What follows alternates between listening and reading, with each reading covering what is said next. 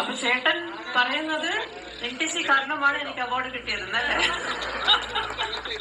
അതുപോലെ തന്നെ നടിയും നർത്തകിയുമായ ശോഭന മാം എല്ലാവർക്കും സുപരിചിതയാണ്.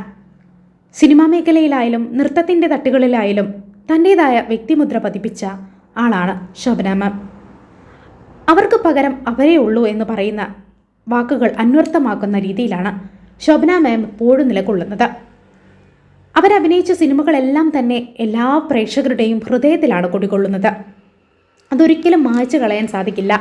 എത്ര റീമേക്കുകൾ അതിൽ വന്നാൽ പോലും ശോഭനയോളം ആർക്കും ഉയരാൻ സാധിച്ചിട്ടില്ല. എന്തായാലും ഇപ്രാവശ്യത്തെ പത്മഭൂഷൺ അവർക്ക് ലഭിക്കുകയും അത് അവർക്ക് അർഹപ്പെട്ട അർഹതയാണെന്ന് തന്നെ പറയാം. അതുമായി ബന്ധപ്പെട്ട് അവരൊരു ചടങ്ങിൽ പങ്കെടുക്കുകയും അവിടെയുണ്ടായ ചില പ്രശ്നങ്ങളാണ് നമ്മൾ ഇന്ന് ചർച്ചയ്ക്ക് എടുക്കുന്നത്.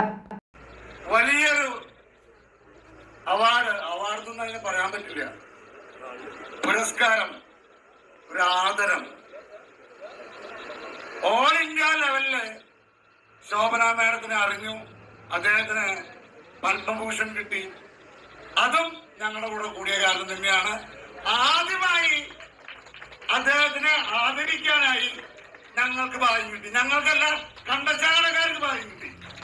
ശോഭന മാമിന് പത്മഭൂഷൺ ലഭിച്ചതിനു ശേഷം NTC ഗ്രൂപ്പ് ഓഫ് കമ്പനി അവരെ ആദരിക്കാൻ വേണ്ടി ക്ഷണിക്കുകയും അവരെ ആദരിക്കാൻ വേണ്ടി ക്ഷണിച്ചിരിക്കുന്ന ആ സ്റ്റേജിൽ വെച്ച് തന്നെ ഇരുത്തിക്കൊണ്ട് തന്നെ മറ്റൊരു മേധാവി, NTC കമ്പനിയുടെ മറ്റൊരു മേധാവി പറയുന്നത് ഇങ്ങനെയാണ്: തങ്ങളുടെ കൂടെ കൂടിയതിന് ശേഷമാണ് ശോഭന മാമിന് ഇങ്ങനെയൊരു അവസരം ലഭിച്ചത് എന്നാണ്.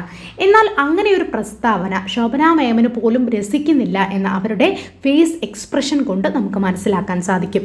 കാരണം NTC കമ്പനി കൊണ്ട് മാത്രമാണ് ഇങ്ങനെ ലഭിച്ചത് എന്ന് പറയുമ്പോൾ അവരുടെ കഴിവ്, അവരുടെ ആ ഒരു ടാലൻറ്റിനെ ഒക്കെ കുറച്ച് കാണുന്ന തരത്തിലാണ് അയാളുടെ ആ ഒരു പ്രസ്താവന എന്ന് പറയുന്നത്.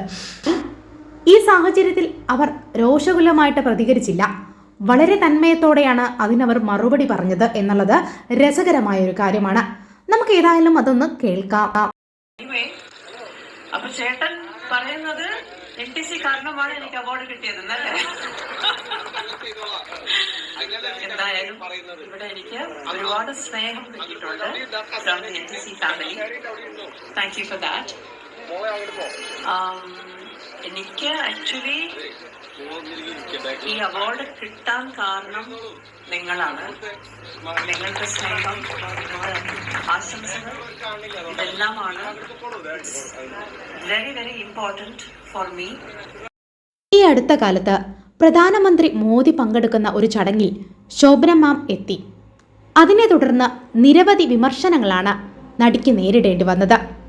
ഇതുമായി ബന്ധപ്പെട്ട് പലരും നടിയെ സംഗിണി എന്ന് കുറ്റപ്പെടുത്തി, സംഗിണി എന്ന പട്ടം ചാർത്തി കൊടുത്തു.